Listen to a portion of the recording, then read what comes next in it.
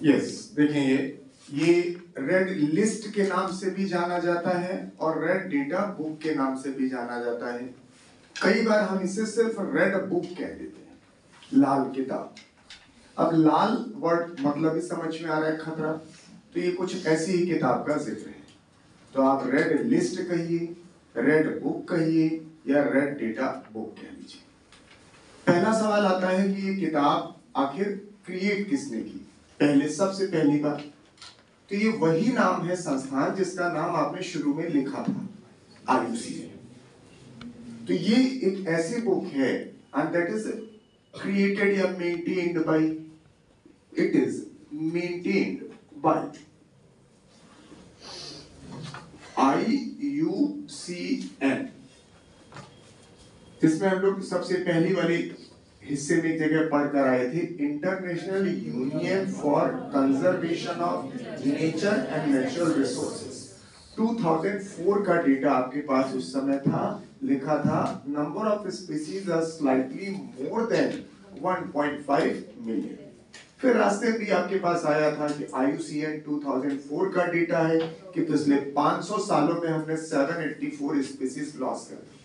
लेकिन इसका नाम बदल गया, इसका नाम बदल करके अब लोगों ने रख दिया that is WCU, world conservation union. लेकिन आपकी किताब में ये नाम नहीं दिया गया है, सिर्फ IUCN दिया गया है। तो मैं उम्मीद यही करूंगा कि IUCN ही आए, लेकिन आप जानिएगा वर्ल्ड कंजर्वेशन यूनियन।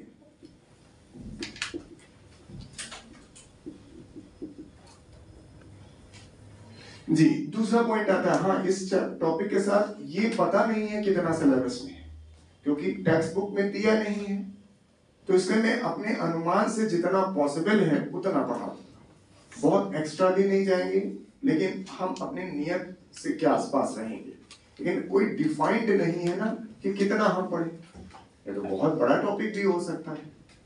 तो इस संस्थान की बात कर लें, इसका हेडक्वार्टर कहाँ पर है, क्योंकि यही हमें लगता है सबसे इंपॉर्टेंट सवाल है कि red list is maintained by, क्योंकि ये ऑलरेडी आपकी टेक्स्ट बुक में पहले से भी दिया हुआ है। तो कहने का भी हो जाएगा कि भाई आपकी टेक्स्ट बुक में नहीं है, तब भी आप कर सकते थे सवाल, तो कोई क्लेम नहीं बनेगा। तो यस, हेडक्वार्टर जो है it is present in the mortgage and this mortgage is present in the Switzerland. ये जरूरी सवाल नहीं है, जरूरी ये है कि आप IUCN जाने। अब बात आती है कि इस लाल किताब में है क्या, इसको हम इतना महत्व दे रहे हैं और इस चैप्टर में दे रहे हैं। लाल किताब एक ऐसी किताब का मतलब ऐसी चीजों का कैटलॉग है, संचय किया गया है, उन स्पीसीज के बारे में बात की गई, चाहे वो पौधे हों, चाहे वो जानवर हों, चाहे फंजाई, कोई भी जीव जंतु जो थ्रेट ऑफ एक्सटिंक्शन पर है, यानी जिनको खत्म होने का खतरा है, द टर्म इज रेड। ऐसी स्पीसीज, चाहे वो प्लांट हो, चाहे एनिमल हो, चाहे फंजाई हो या anything else that is in the verge of extinction, edge of extinction या कहिए थ्रेट ऑफ एक्सटिंक्शन, उनके लिए कैटलॉग बनाया गया। यानी यस कंटेन्स या catalogue of plants, animals, fungi, यानी सभी फ्लोरा एंड फाना which are in threat of extinction। threat of extinction, मैंने भाषा थोड़ी बदल के लिखी है, भाषा ध्यान दीजिएगा, लिख रहा हूं थ्रेट ऑफ एक्सटिंक्शन पर है। मैंने इंडेंजर्ड शब्द इस्तेमाल नहीं किया अभी, क्योंकि वो भी एक ऐसा ही शब्द आता है, लेकिन आप यही बोलेंगे जो विनाश होने की, खत्म होने की कगार पर हैं, उनको हमने इसमें शामिल किया। क्यों शामिल किया? ताकि हम लोगों को जागरूक कर पाए कि भैया ये जानवर खत्म होने की कगार पे है, तो इसका विशेष संरक्षण किया जाना चाहिए। ये कम खत्म होने की कगार पे है और इनमें कोई प्रॉब्लम नहीं, क्योंकि इसमें बहुत क्लासिफिकेशन किए गए, क्योंकि बहुत ही बुरी कगार पे है कि संख्या सिर्फ कुछ चंद गिनती में बची है, तो वो बेहद ज्यादा खतरनाक स्थिति में आ गए। कुछ थोड़े ठीक ठाक स्थिति में, कुछ काफी ठीक ठाक स्थिति में, तो किसका संरक्षण हमें किस स्तर पे करना है, ये बात समझने के लिए यहां पे किया गया। अब जैसे इस किताब का नाम लिखा गया रेड बुक, तो को लगता है ये किताब लाल होगी। सिर्फ किताब लाल नहीं है, कई लोग तो कहते हैं किताब ही लाल है क्योंकि किताब का नाम लिखा है रेड बुक। ऐसी बुक जिसमें डेटा जो है वो रेड पन्ने पे लिखे गए। लेकिन दूसरी बात, सिर्फ रेड पन्ने नहीं है, इसमें कई तरह के पन्ने हैं। रेड पन्ने भी हैं, पिंक पन्ने भी हैं, ग्रीन पन्ने भी हैं। लेकिन हमारा जो ज्यादा फोकस है वो इस पर है। और भी पन्ने हैं, सफेद पन्ने भी हैं, लेकिन वो मैं नहीं पढ़ा रहा। तो इसमें जो बेसिकली कंटेन करते हैं, यानी it contains 3 colour of pages. जो पन्ने हैं वो 3 कलर के हैं, लेकिन ये 3 बहुत हाईलाइट नहीं है, क्योंकि इस किताब में हमने जो ऑर्गेनिज्म शामिल किए लगभग 18,000 से ज्यादा स्पीसीज शामिल है। तो 18,000 को एक ही तरह के कलर में नहीं लिखा गया है, उन सबकी अपनी कैटेगरी बनाई गई। तो जो मेन कैटेगरी है मैं उन्हें बता सकता हूं कि कौन कौन सी हमारी मेन कैटेगरी है। तो 3 कलर में एक कलर है रेड, दूसरा कलर है पिंक। तो लोग कहते हैं रेड और पिंक एक ही जैसा है, खाली नजर का असर है, तो लाल समझ लीजिए ये भी है। लेकिन एक तीसरा पन्ना है जिसमें लोग ध्यान नहीं देते हैं, दैट इज ग्रीन। वैसे देना भी नहीं चाहिए ध्यान, क्योंकि आपकी किताब तो लाल है ना। तो रफली लोग इसी को कह जाते हैं लाल, क्योंकि लाल और पिंक में शायद बहुत अंतर आपको ना दिखता हो, लेकिन टेक्निकली दोनों में अंतर है। अभी जानेंगे कैसे। सर जानेंगे ऐसे कि रेड किताब में हम जो रेड वाले पन्ने हैं, red pages, yes these are the pages. तीनों में हमने 3 प्रकार के ऑर्गेनिज्म रखे। यहां पर हमने रखे हैं दैट इज इंडेंजर्ड स्पीसीज, और यहां पर रखे हमने critically endangered species. Critically endangered. अब ये दोनों लोग अलग अलग नहीं पढ़ते हैं, दोनों थ्रेट ऑफ एक्सटेंशन पर ही तो हैं। एक विनाश की कगार पर है, ये विनाश की बेहद कगार पे खड़ा है। तो क्रिटिकल का मतलब होता है बहुत बुरी स्थिति में गिरा हुआ है, यानी संख्या गिन के बता देंगे बस इतनी बची है, वो है। जैसे एग्जाम्पल एक मैं बताऊं आपको, पिग्मी हॉग एक प्रकार का मैमल है। कभी गूगल सर्च करिएगा, सुअर जैसा एक जानवर आपको दिखाई देगा। तो पिग्मी हॉग दुनिया में सिर्फ हिंदुस्तान में पाया जाता है, और संख्या सिर्फ 150, सिर्फ 150। The term is critically endangered. तो ये इंडेंजर्ड और डेंजर्ड में अंतर है। तो क्रिटिकली और दोनों को अलग है, लेकिन आपकी नजर में अगर रेड दिख रहा है तो दोनों एक ही समझिएगा। सर तीसरा ग्रीन हमने यूं ही आपको बताया है, इसका कोई विशेष महत्व नहीं है, सिर्फ ये जताने के लिए आपके दिमाग में आ जाए कि रेड बुक सिर्फ रेड नहीं है, इसके अंदर कई तरह के पन्ने।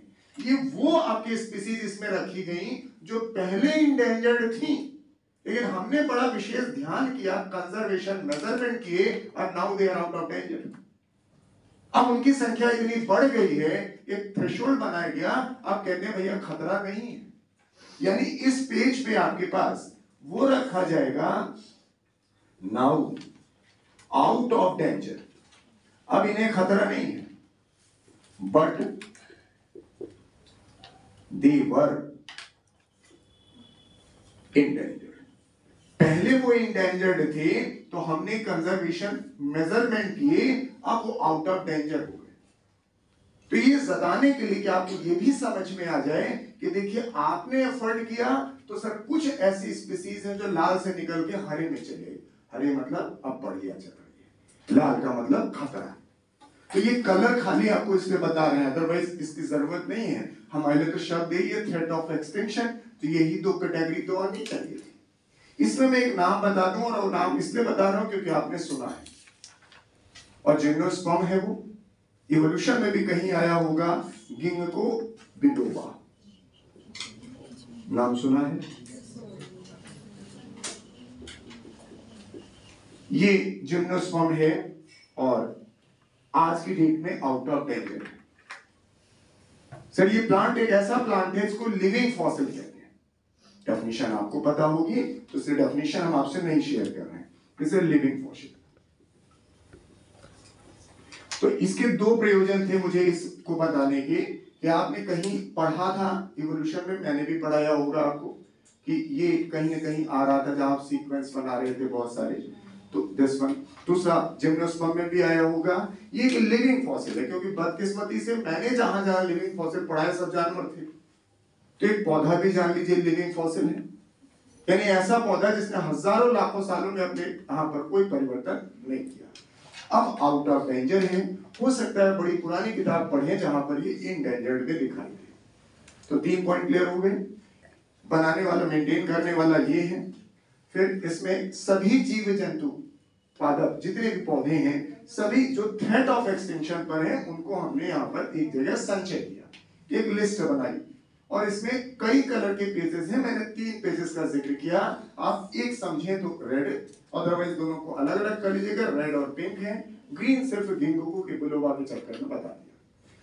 ये बड़ा महत्वपूर्ण पेड़ है, इससे कुछ खास ऐसी चीजें मिलती हैं। एक बीमारी का नाम आपने सुना होगा अल्जाइमर, कहीं थोड़ा बहुत सुना होगा। अल्जाइमर डिजीज कहलाती है, अमेरिकन में बहुत होती है, हिंदुस्तान में भी होती है लेकिन अमेरिकन में ज्यादा होती है क्योंकि ये 60-65 साल के बाद होती है और 60-65 साल हमारे यहाँ सबको नसीब होता नहीं है। हमारे यहाँ जिनको नसीब होता है लोग कहते हैं सठिया गया, तो ये अल्जाइमर वहां कहलाती है। उसके ट्रीटमेंट में इसका इस्तेमाल होता है। दूसरा is a strong sex stimulant, लेकिन हम नाम इसलिए बता रहे हैं कि ये आपके महत्व समझ में आ जाए, गिंगुकू बिलोबा का बचाव हमने क्यों किया है। अब दूसरे पॉइंट पर आइए कि यहाँ पर आपके पास जो हम लोग लिख रहे हैं कि थ्रेट ऑफ एक्सटिंक्शन है, लेकिन यहाँ पर 9 ग्रुप बनाए गए हैं, कई सारे ग्रुप बनाए गए हैं रेड लिस्ट में। ऐसा नहीं है कि खाली हमारे पास यही लिखा गया है, यानी it contains many groups. Red list contain, सबसे पहला एक्सटिंक्ट जो अब नहीं है वो भी यहां पे शामिल किया गया ताकि आपको बताया जा सके कि गाय, Steller sea cow, passenger pigeon, dodo, they all are grouped in this category. अब लाइन अपनी फिर से पढ़िए, यहां लिखा है catalogue of only threat of extinction. कुछ गलत हुआ? कैटलॉग ऑफ एक्सटिंक्ट कभी तो यही लिखा है भाई। आज हम कई ऑर्गेनिज्म को देख रहे हैं थ्रेट ऑफ एक्सटिंक्शन, या तो हम उसे बचा ले जाएंगे तो ग्रीन में चले जाएंगे और नहीं बचा पाएंगे तो उधर चले जाएंगे, तो वो भी वहां पर शामिल है। दूसरा ग्रुप बनाया गया extinct in the wild. Extinct in wild ऐसा क्यों लिख रहे हैं? नेचर में नहीं दिखता है, हो सकता है वो प्रजाति हमने किसी लैब में किसी स्केल पर बचा रखी, लेकिन नेचर में जो पाया जाता था वो अब नहीं पाया जा रहा है। ऐसी बहुत सारी प्रजातियां हैं जो नेचर में नहीं पाई जाती हैं, वी आर कंजर्विंग, और कोशिश कर रहे हैं कि हम उनको रिप्रोडक्टिवली प्रोपोगेट कर पाए, उनकी संख्या बढ़ा पाए। सफल हो जाएंगे तो ले आएंगे हम ग्रीन में, और नहीं हो पाएंगे तो जहां खड़े वहीं खड़े रहेंगे, एक्सटिंक्ट भी हो सकते हैं। क्योंकि जो नेचुरल एनवायरनमेंट है रिप्रोडक्शन का वो लेबोरेटरी में क्रिएट हम आसानी से सबके लिए नहीं कर सकते। तीसरा कैटेगरी कहलाता है क्रिटिकली इंडेंजर्ड। क्रिटिकली इंडेंजर्ड यानी विनाश के एकदम बेहद करीब खड़े हैं। फिर चौथी कैटेगरी कहलाती है इनडेंजर्ड, ये विनाश के करीब खड़े हैं, बेहद करीब नहीं है। पांचवी कैटेगरी कहलाती है दैट इज अ वल्नरेबल।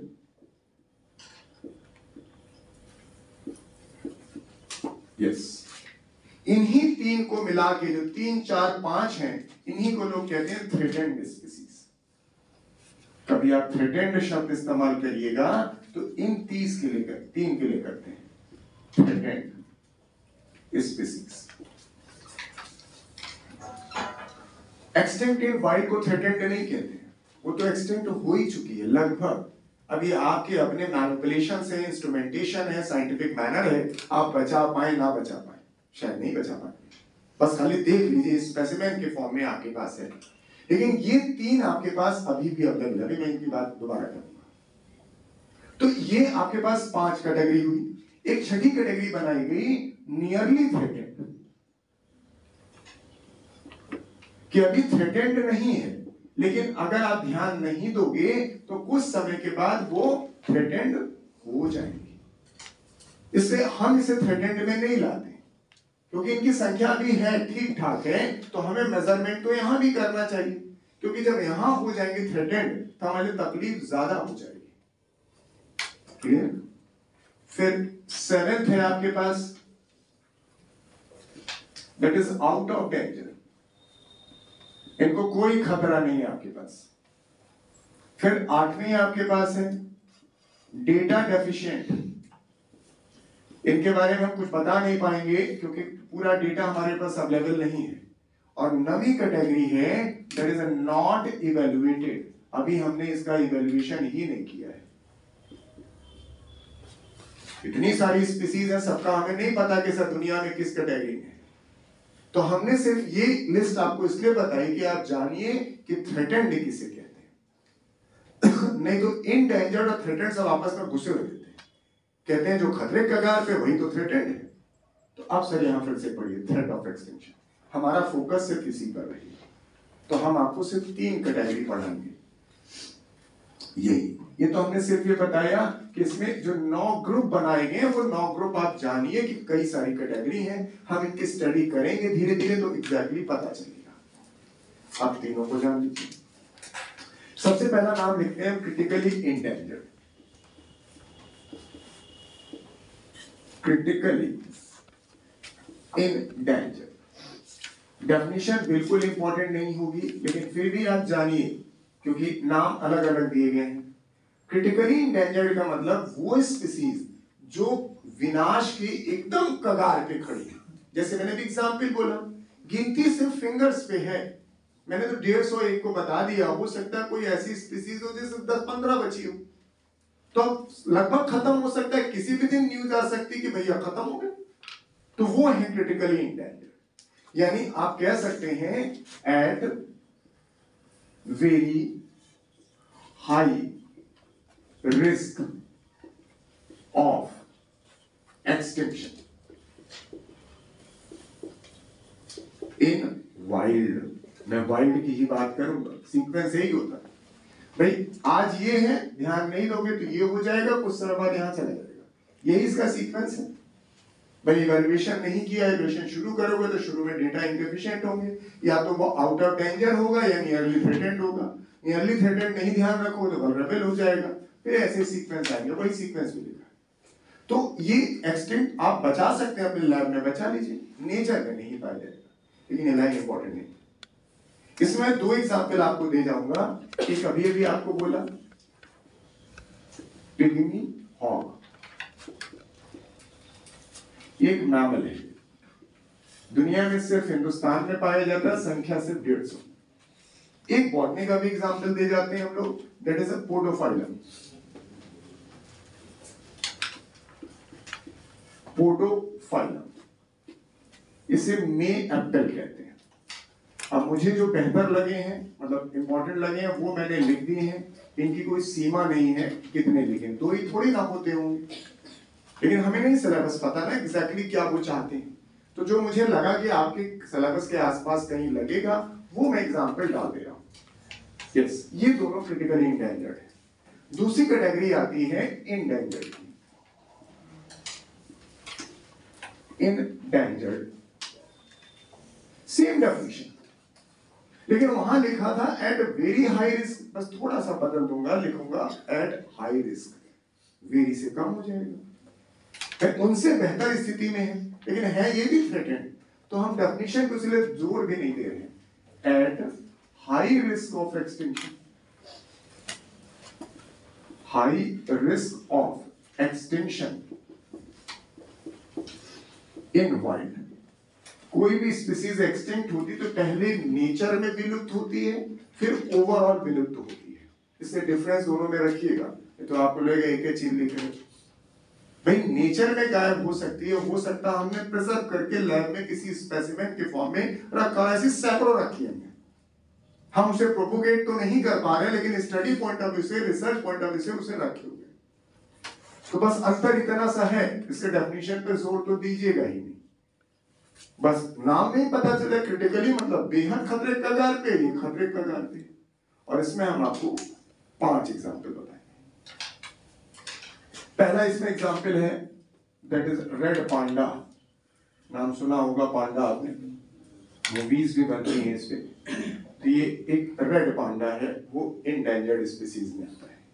दूसरा नाम बहुत सुना है आपने, कहीं नाम पढ़ा भी था, ब्लू व्हेल। नाम एनिमल किंगडम में इसका था बैलेनोप्टेरा। ये भी इंडेंजर्ड स्पीसीज में है, शायद कई लोग ना जानते। तीसरा है साइबेरियन क्रेन। जब भरतपुर बर्ड सेंचुरी आप पढ़ते हैं तब इसका नाम आता है, और हमने आपको उस समय डेटा बताया था, पिछले कई सालों से ये देखी नहीं गई है, और दुनिया के अन्य हिस्सों में बहुत रेयर दिखी, इनकी संख्या घट गई है बहुत, इसीलिए शायद हमारे यहां तक नहीं आती। तो 3 नाम हो गए, red panda, blue whale and Siberian crane. एक नाम और कभी आपको पढ़ाया था, आपको थोड़ा ध्यान हो, लीमर। ह्यूमन इवोल्यूशन में कहीं पढ़ा रहे होंगे, सीमियन और प्रोसीमियन। सीमियन में 3 लोग आए थे, मंकी, एप और मैन। इससे पहले 3 लोग थे, प्रोसीमियन, लीमर, लोरिस, टाजिजियर। और मैंने वहां कहा था कि तीनों जिंदा हैं, सबकी जगह बताई थी, कौन इंडिया में, कौन फिलीपींस, कौन मेडागास्कर। इसमें लीमर, जिसका नाम इदरी इदरी कहलाता है, इसका नाम है, इसका लिख दे रहा हूं कि आप ही का भाई है।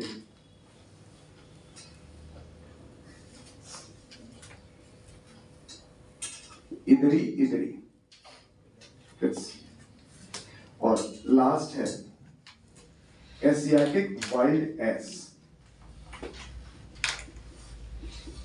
एशियाटिक वाइल्ड एस, यही 5वां नाम हो सकता है आपको थोड़ा अजीब सा लगे, अदरवाइज शुरू के 4 नाम कम या ज्यादा आपने कहीं ना कहीं सुने हैं, इसलिए वो 4 तो मेरा हक था आपको लिखाने का, 5वां सिर्फ एक बढ़ाया।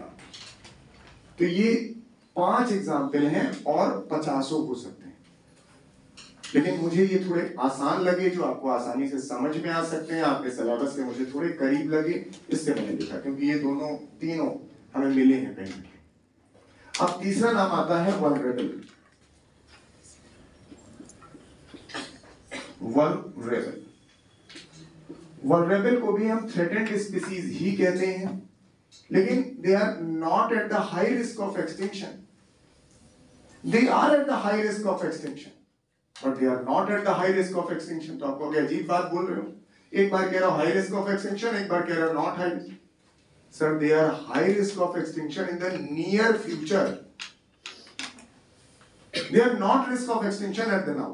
आज की डेट में नहीं है, लेकिन जिस हिसाब से इनका ट्रेंड चल रहा है गायब होने का, तो अगले 10, 20, 50, 100 सालों में ये भी इसी कतार में आप खड़े जाएंगे। तो ये वल्नरेबल कहलाते हैं, इसे मैंने दोनों भाषा इस्तेमाल की। ये हाई रिस्क ऑफ एक्सटिंक्शन पर आज तो नहीं है, लेकिन जिस हिसाब से इनकी लॉस होने की गति चल रही है, उस हिसाब से अगर आपने इनका सही संरक्षण नहीं किया तो तुरंत ये यही पहुंच जाएंगे, चाहे वो 10 साल में पहुंचे, चाहे वो 15 साल में। तो यस, इनका पॉइंट हो सकता है they are at risk of extinction. High आपकी हटा दिया हमने, थोड़ा और कम कर दिया, risk of extinction in wild, लेकिन शब्द जोड़ रहा हूं, इन नियर फ्यूचर, आने वाले समय में ये गायब हो जाएंगे, क्योंकि इनकी जो लॉस है वो बहुत तेजी से हो रही है। और जिसमें जो एग्जाम्पल है वो आपको जरूर याद रहेगा, क्योंकि सलमान खान इससे जुड़े हैं। काला हिरन, ब्लैक बक, और केस इसीलिए बड़ा था क्योंकि वो थ्रेटेंड स्पीसीज है, ब्लैक बक, जिसे हम लोग नाम देते हैं काला हिरन। इसी शिकार में वो फंसे थे, क्योंकि शिकार करना उनके लिए कोई आम बड़ी बात नहीं है, लेकिन जो ब्लैक बक मारा था वो इस कैटेगरी का था, जिसके एक एक जानवर के संरक्षण के लिए सरकार हजारों लाखों रुपए खर्च कर रही है, उसको सिर्फ शौक के लिए मारा था। फिर दूसरा एक नाम और है, that is a clouded leopard, धूमिल तेंदुआ। लेपर्ड तेंदुआ होता है, it is not the tiger. तो एक तो आप ऐसे भी याद कर लोगे ब्लैक बक, एक खाली हमने और पढ़ा दिया क्लाउडेड लेपर्ड। तो ये जो थ्रेटेंड है, मैंने सिर्फ थ्रेटेंड ही पढ़ाया है, बस यही तीन को हम थ्रेटेंड कहते हैं और किसी को थ्रेटेंड नहीं कहते। तो एक बार रिपीट कर दो, पॉइंट्स देखिएगा। जैसे रेड डेटा बुक नाम दे रहे हैं, कह रहे हैं ये मेंटेन किया जाता है IUCN या WCU, इनकी नाम है इनके द्वारा। इस संस्थान का हेडक्वार्टर स्विट्जरलैंड। देन एक ऐसी किताब है जिसमें प्लांट एंड एनिमल या फंजाई या सभी जीव जंतु जितने भी हैं, फ्लोरा एंड फना, जो थ्रेट ऑफ एक्सटेंशन पर हैं, उन्हें हम कैटलॉग बनाते हैं। अब थ्रेट ऑफ एक्सटेंशन पर आज हैं या बेहद ज्यादा हैं या आने वाले समय में होंगे, वो सब इसमें शामिल है। सर इसमें कई तरह के पन्ने डाले गए कि किस पन्ने पर क्या लिखा है, इससे हम अंदाजा लगा लेते हैं वो किस कैटेगरी में है। तो मैंने 9 तरह के पन्ने आपको नहीं बताए क्योंकि हमारा टॉपिक बहुत लंबा हो जाता, तो मैंने सिर्फ वो बताए जिससे आप रेड शब्द हाईलाइट कर पाए। तो लाल पन्ने ही नहीं है, पिंक वाले को भी लाल ही लोग समझ लेते हैं। पिंक में क्रिटिकली इंडेंजर्ड है और इसमें इंडेंजर्ड है। एक ग्रीन हमने सिर्फ इससे बोला क्योंकि ये आपका जो प्लांट था ये आपका पढ़ा हुआ था, ये पहले इंडेंजर्ड था, आज वो आउट ऑफ डेंजर है, दैट इज ग्रीन। कैटेगरी इसकी 9 लोगों की बनाई गई है, सिर्फ इंडेंजर्ड नहीं है, जो एक्सटिंक्ट हो गए वो भी इसमें शामिल है, जो अभी इवैल्यूएट नहीं कर पाए वो भी इसमें शामिल है। लेकिन हमारा फोकस सिर्फ इसी पे रहेगा कि जो थ्रेट ऑफ एक्सटेंशन, क्योंकि सबके नाम लिखेंगे तो लिस्ट का तो अंदाजा लगा सकते हैं कितनी बड़ी लिस्ट हो जाएगी। तो 3 नाम लिए, क्रिटिकली, इंडेंजर्ड एंड वल्नरेबल। तो जो आज वल्नरेबल है, अगर आप कंजर्वेशन नहीं करोगे तो वो कुछ दिनों बाद इंडेंजर्ड हो जाएगी। उस समय भी मेजरमेंट नहीं करोगे तो क्रिटिकली इंडेंजर्ड हो जाएगी, और उसमें भी मेजर नहीं करोगे तो extinct in the wild and then extinct. ये सीक्वेंस है। इसमें 2 एग्जाम्पल है, दोनों पी से ही शुरू होते हैं, पिग्मी हॉग एंड पोडोफाइलम। यहाँ RBS ला है, देख लीजिए, RBS ला। Red panda, blue whale, Siberian crane, लाल लीमर और एक और एशियाटिक वाइल्ड एस। फिर वल्नरेबल में नाम आसानी से आ जाएगा, काला हिरन और धूमिल तेंदुआ, इतने नाम।